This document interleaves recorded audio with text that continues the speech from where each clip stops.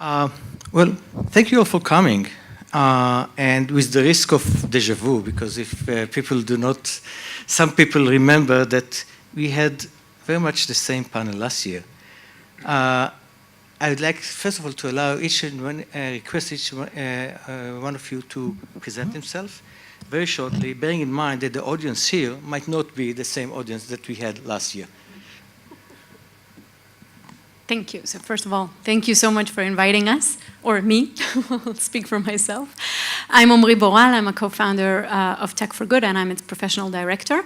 At Tech for Good, we work with startups that are using technology to address social and environmental issues on a global level, and are attempting to generate positive impact that is clear and measurable, alongside high financial profits. EdTech is definitely one of the verticals that we are targeting, and I would definitely want to see more and more such startups entering our deal flow funnel. Unfortunately, we don't see enough, and I'd be happy to say a little bit more about that during this panel.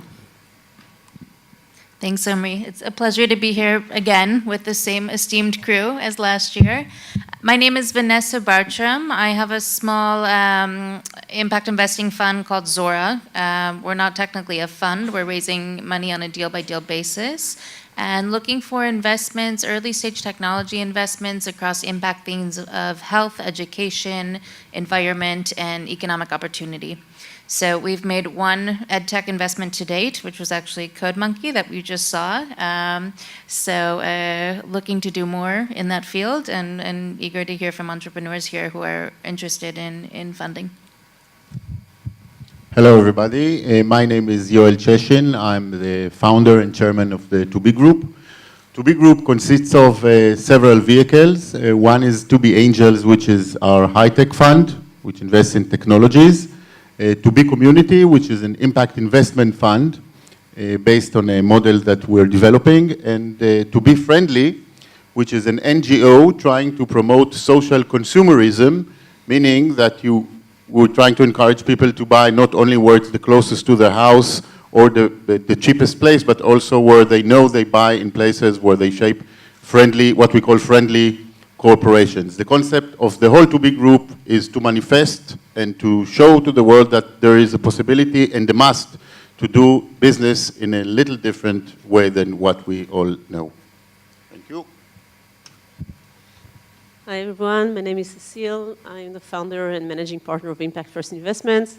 We are a fund that invests in impact companies, so we're looking for technology for social impact, social and environmental impact. Definitely education is among the themes that we're interested in.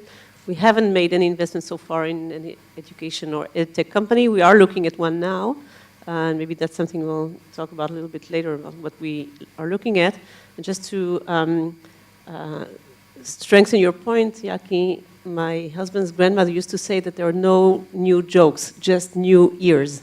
So I hope that we have new ears here, that we can continue to preach how the impact investing space really can make a change and how technology can affect the world and really revolutionize it also in the edtech space.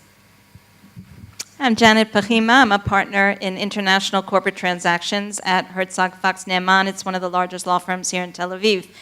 By a show of hands, how many of you know how to write code? Wow, wow. Okay, well for the rest of you, thank you for staying in the room and not going out to play CodeMonkey, because that's what I want to do right now. Okay, we are a typical corporate full-service law firm, but 2 years ago, recognizing the importance of impact investment, which was coming into Israel and picking up from coming into the world 10 years ago when the term impact investment got coined, we thought it was important to create an ecosystem on the legal side to support social enterprises and businesses in the market. Yesterday, you might why is that so important for a law firm? Yesterday, Josh Schwartz talked about working with the Gates Foundation, and everyone who gets a grant from the Gates Foundation is given a side letter of obligations that they have to abide by to stay with the mission of the Gates Foundation. There are lawyers around the world thinking about how do we do these things? How are impact investors maintaining their missions? What kind of obligations do they need from the companies? When you say you're a startup in EdTech or you're a fund in EdTech, how do you make sure that your investors and your founders and your companies stay aligned going down the road? That's the importance that we see. So I'd like to take, we are speaking about impact. Education is impact. I have a startup in education. What do you need? I mean, it's enough, isn't it? I know I'm provocative, but Could I just who keep- wants to take the challenge and tell me why not every EdTech company is an impact? Could I just keep quoting from people yesterday? It makes Yes. our job much easier. So Julian Kennigan said yesterday, and he's going to be at a panel this afternoon, that the natural byproduct of every investment in education is social impact, even if it's not the mission statement. So, case closed. You need to invest. Actually, how can I convince you? What if I'm an entrepreneur? How can I convince you that I'm really making an impact? Because if it goes without saying that everything in education is making an impact, I don't need to prove anything. I promise if I do this, it's the last time I talk about someone yesterday. I promise. Okay? But John Katzman said yesterday that the problem is measuring impact in the education field and that we're really bad at it. And we've got to come up with ways better of having universal methods of measuring impact. I think for impact investors across the space, deciding what is impact is typically more art than science. And I think we have lots of great tools that we've developed, some of which some of us use more in a more disciplined way than others. And I think a lot of times is to justify that gut feeling of, yes, this smells like impact, I think this is impact. For me, I'm a firm believer that technology itself is agnostic. One company with the same technology, with the same product, can be deploying that in a way that provides a lot of social environmental impact, or I would say negative social environmental impact. So for me, it often comes down to who is the end user, who is the beneficiary, and what social problems are we looking at solving. Is increasing the level of education, across the field, is that important? Is that social impact? Absolutely, absolutely. But for me, I'm most interested in applications where I can see that a particular group that may be somehow marginalized, whether that's due to low income, due to geographic periphery, due to immigrants, due to second language, whatever it is, some audience is going to have an improved access to compete fairly better, have better access to opportunity because of that technology. So in reference to what Vanessa was saying, I think that entrepreneurs have to realize that when an impact investor is looking at a potential investment, just the way they're looking at the potential for revenues, they're looking at the potential for impact. And as an impact company, you should be able to reflect and to prove that what you are doing is in fact impacting the beneficiaries and is in fact bringing the positive outcome that you intend to do. So if we take CodeMonkey, for instance, which I joined Janet in applauding them, we have to look at what happens after these kids learn how to code. Are they still engaged a year after that? What kind of skills it brings to them and what we can see as the potential impact for that. Because as an impact investor, in the end, I would want to invest in the startup that would bring the most impact, whether it's width or depth of impact, or as Vanessa mentioned, specific beneficiaries, but you have to be able to measure it, to quantify it, and to reflect it to other stakeholders to prove that you are in fact standing the commitment that you took upon yourselves. Yoel, I see that you also want to say something. Yes, I think in order to understand whether EdTech is impact, we need to define what impact is. That's the first layer in order to get a straight answer to that. And naturally, there are EdTech companies that produce good to the world, but that's not necessary. Okay, for instance, you can think of, let's say, a startup that is trying to promote the possibility for everyone to improve his skills in different kind of tests to the university. Okay, so on one hand, you're spreading this possibility for many people in the world, but on the other hand, you can ask yourself whether the concept of having tests to the university is something which we want in the world. Okay, so this is one layer that we should think of. A second layer that I come to think of it more and more regarding impact. Let's say we have an entrepreneur whose product is just amazing and is doing good to the world, but the guy is not someone you want to do business with. He doesn't have a conceptual integrity, business integrity.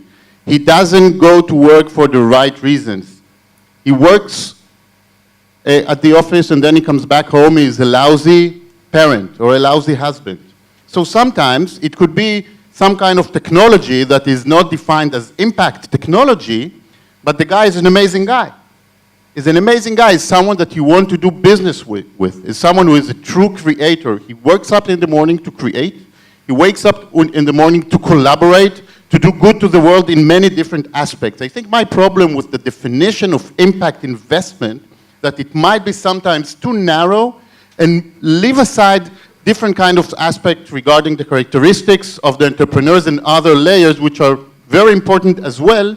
So I think we should really be very precautious regarding what impact is and doing different kinds of definitions. For instance, I also run To Be Angel, which is a high-tech fund, and we cherry-pick the entrepreneurs regarding their characteristics, even if it's not defined as impact. And we know that when they have an exit to a large corporate, so the DNA of the startup itself and the concept, their conceptual integrity and business integrity will be adapted, will be incorporated, integrated in the big corporate. This is impact. Okay, so when we talk about impact, it's not about only about the product or only about the service that is being used, but also other things such as stakeholders, the way they treat the employees, the way they treat the suppliers, the environment, et cetera, et cetera. So there are many, many varieties, and we should look carefully at every one of them in order to understand what impact is, and I'm sure that Cecile will have things to say about that. So first of all, I really do agree with most of what's been said, but I just want to wrap up by saying that there is not an unlimited amount of capital to be invested in impact companies. So if you want to be responsible about really making an impact in this world, you have to prioritize. And when you prioritize, you try to choose the best entrepreneurs that have the best values, that really care about the mission that they want to achieve, that they have a clear theory of change, of what is the change that they're looking to make. They have a clear plan on how to make it that is totally embedded in their business plan in a way that is seamless. It's not two separate heads or two separate parts of your brain that when you wake up in the morning until noon you do impact and from 1 o'clock you do business. It has to be embedded.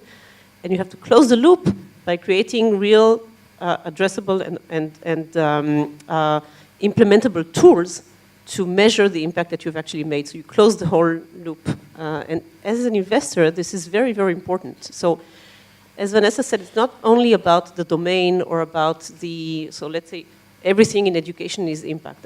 I don't believe that's true.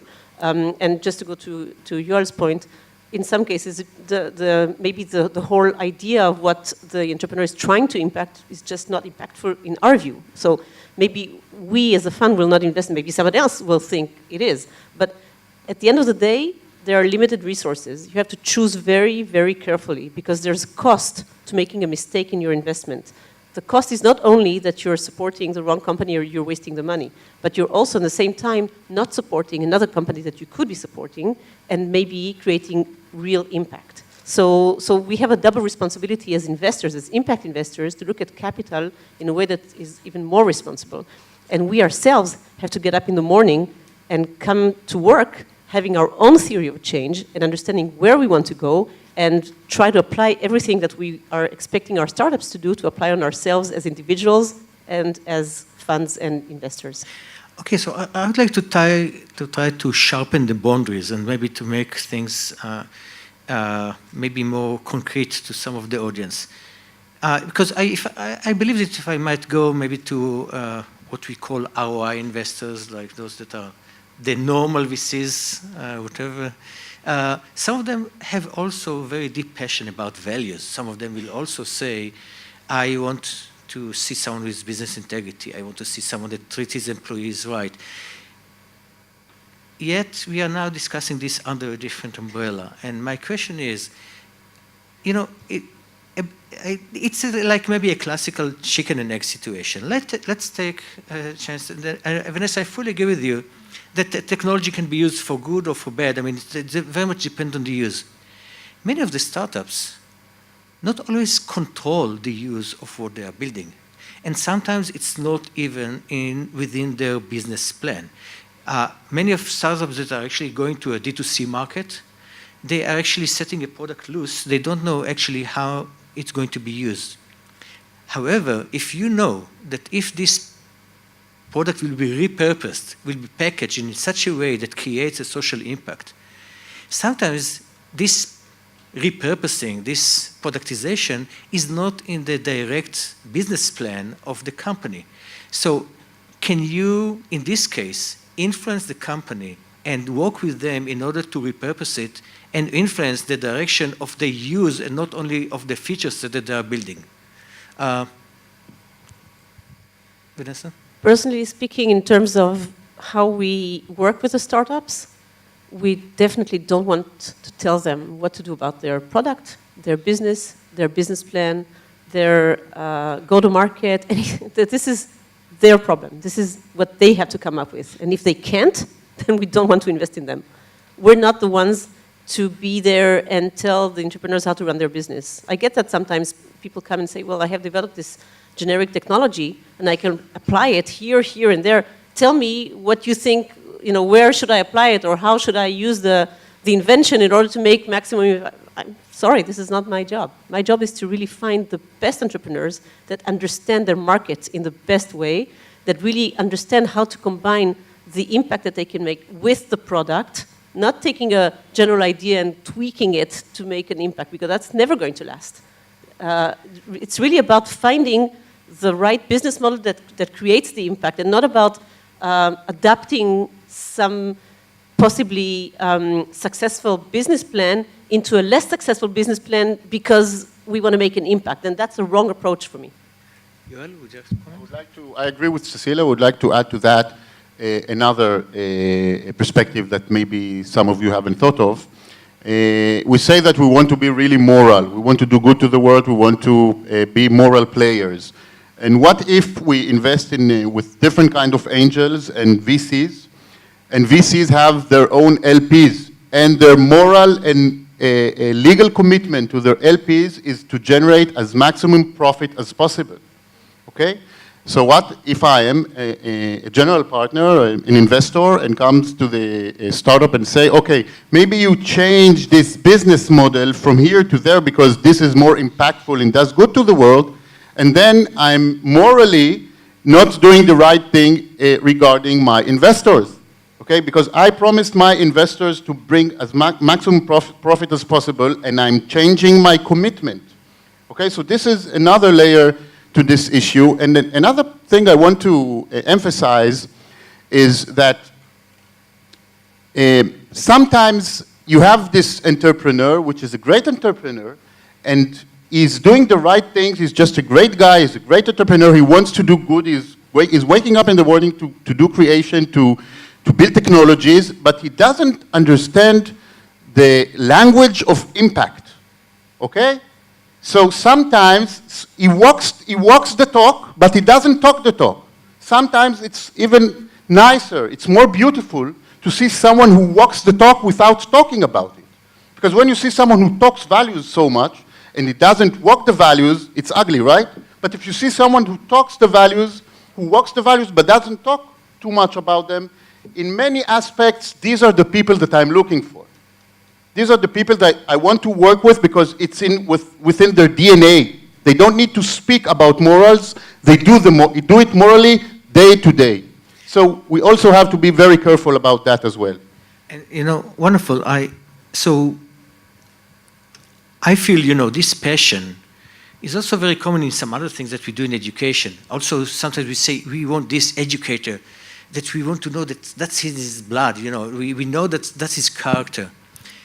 Which brings me to the tough question of measurement. I mean, in education, we know every day and every day out that once you bring measurements to the equation, you ruin things. No, that's unfortunate. That's the situation today in the education system. The more you measure, the less you create, the less you innovate. So, and I hear from you that you also want to have the measurement of the impact. So how can we actually combine this? How can we actually combine the passion of this maybe special entrepreneur to do good without actually imposing on him some measurements that might deteriorate him to just fix the numbers and not necessarily and lose the spirit on the way? Vanessa. First off, I want to thank both Cecile and Yoel because unwittingly you made an amazing plug for B-Lab Israel, which we've just sort of founded in Israel. B-Lab is a global movement focused on certifying and building community around companies that are looking to use the power of business to do good in the world. So we're extremely excited to have a new chapter here, which everyone on this stage has been involved with. Particularly Cecile was the first B Corp in Israel. And I think, you know, that's really the tool that I go back to answer a lot of these questions. The first thing I would say with measurement is I don't want 50 KPIs. I don't want to know every detail about this company because exactly that. It's taking time away from the entrepreneur and disadvantaging them in how they go out and do their business. That's why, as Cecile said, the impact that the company has to be going hand in hand with their financials. It needs to be whatever the impact KPI that I'm looking for, it has to be directly correlated with their financials, with their revenue, that we know that how many people they're targeting, how many sales they made, that with every sale there's going to be impact. This isn't they're giving some percentage to charity on the side. And I think a model like B Corp and using the impact assessment that they do, to Yoel's point before, that's I think is so crucial. The impact is not just in the product or service that you're providing, it's in how you affect your employees, how you affect your community, how you affect other stakeholders. So a holistic approach like the B impact assessment and how B Lab thinks about this movement of tracking it is, I think, the most holistic and also the most pragmatic model that's out there. I'd like to add that I think, as you said, measurement is a challenge. And I think the worst thing that the impact industry can do is to really turn off entrepreneurs in wanting to become part of it because of the measurement issue. And I think we can look at it in terms of stages. When we work with entrepreneurs that are very early stage, they might not be able to take upon themselves the B Corp or the B Lab assessment just because they're in such a survival mode. They still need to get the product out to raise the first money. And they don't even have a company yet for which they can do this assessment. And that's okay. So there are things that you can do, and there are basic KPIs. And as Vanessa said, we don't need 50. Take 2, 3, 5 KPIs and show that you're committed to really measuring it, to reflecting what you are doing, what you intend to do. It's just like your financial plan and your Excel sheet. Nobody thinks that that's exactly what's going to happen. But the fact that you're doing it, the fact that you're dealing with it, discussing it, challenging yourself to understand how you're constructing your path to really achieve your goals, that's it. The process is a huge part of it. And the fact that your intentionality is not something that you're sort of keeping on your website on the vision page, but something that you're dealing with on a day-to-day basis. And you're really trying to embed your social or environmental commitment into your financial path. That's a huge step. When you're more mature, then you can take on, and there are existing measures, and although it is a challenge, there are already things that have been done, and there is a basis that you can lean on. And I think that impact investors, and this is something that's very unique about impact investors, their interests are aligned with you. So we're here to help you keep that commitment and that intentionality as something that's embedded within your day-to-day activities. So we're here to help, and we're not sort of standing from the outside saying, oh, well, you have to measure everything. We're here to help. We have the same goals as you are, and I think it's a challenge that we all have to take on together, and again, take it step by step. That's my way. Yaki, can I add one short thing?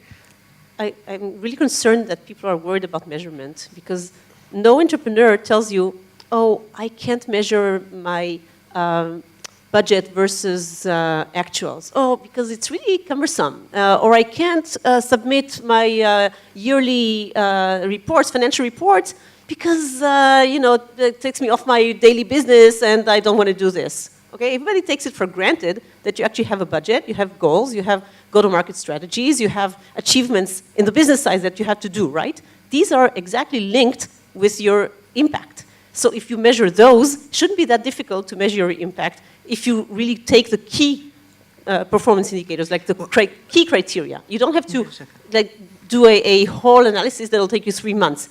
But it's really about managing your business. And managing your business manages your impact as well. And if entrepreneurs come and say, oh, I can't be bothered with measuring my impact because it's too hard, because it takes me off whatever I'm doing, then that says something about them. Yeah, but I was not referring to this kind of measurement that you are just talking.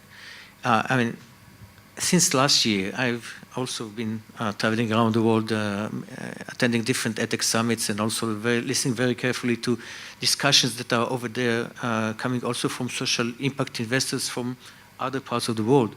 And one thing that I repeatedly heard is that they are also struggling to develop their own KPIs. So at least some of the messages I heard from them, that even for them, even if they are already investing like for the last 2 or 3 years already in impact, they are sometimes not convinced that the KPI that they are using are true. So I was not referring that their KPIs are indeed those that so they are constantly trying to find new KPIs or new ways to measure. I even listened to one that said that right now they hired a group of PhDs to go through different projects that they are doing around the world to try to suggest to them KPIs. So I was not referring to the fact that no KPIs should be measured. I'm just referring to the fact that, at least from my understanding, it is something that is still being evolved in some cases. I want to give, by the way, from last year till now, I truly understood the importance of measurement. I didn't understand. It took me time to understand how important it is.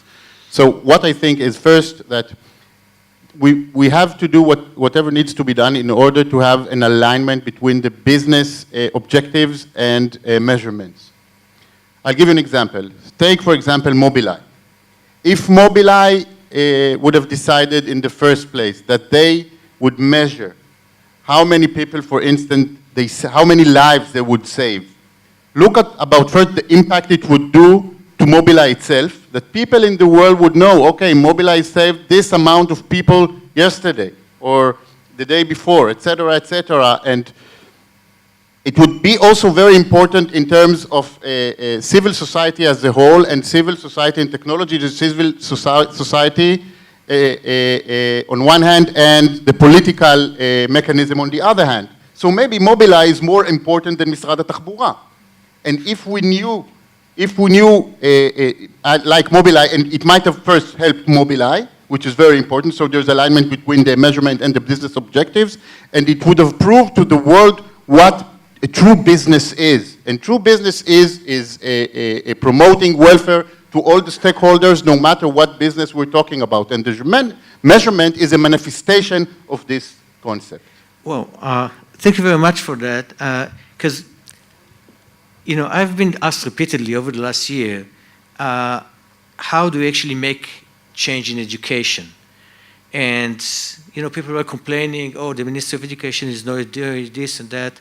And my point, I've been saying this in many occasions, it's very much similar to what you said, is that we are simply maybe barking on the wrong tree.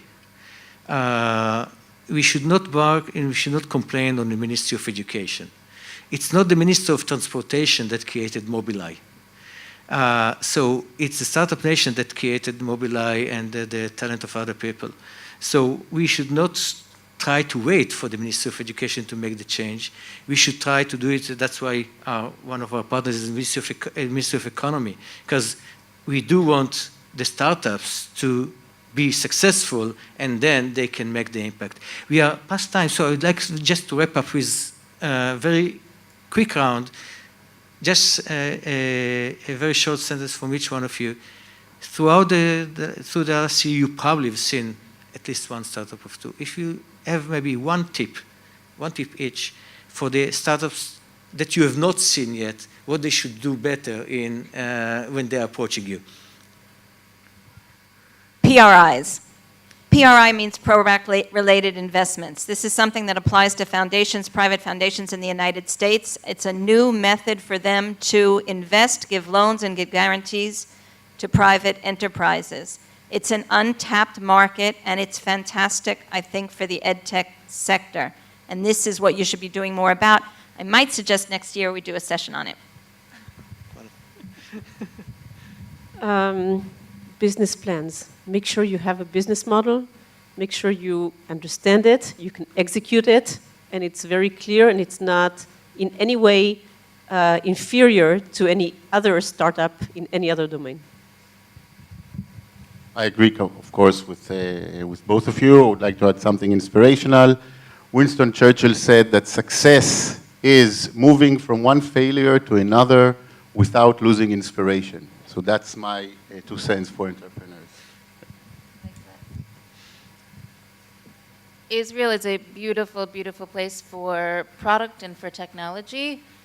We are frequently less beautiful when it comes to the go-to-market strategy, particularly in education, when the system can be very opaque and very different from country to country. So to be able to come up with, I see lots of entrepreneurs with fantastic technologies, but if there's not a way to find channel partners for whom that technology, these might be teachers or other schools, for whom that technology makes them feel good, makes them look good, makes them successful, they're not going to want to use it. So how can we employ that technology in a way that, that will make the people we need to help us spread it look good?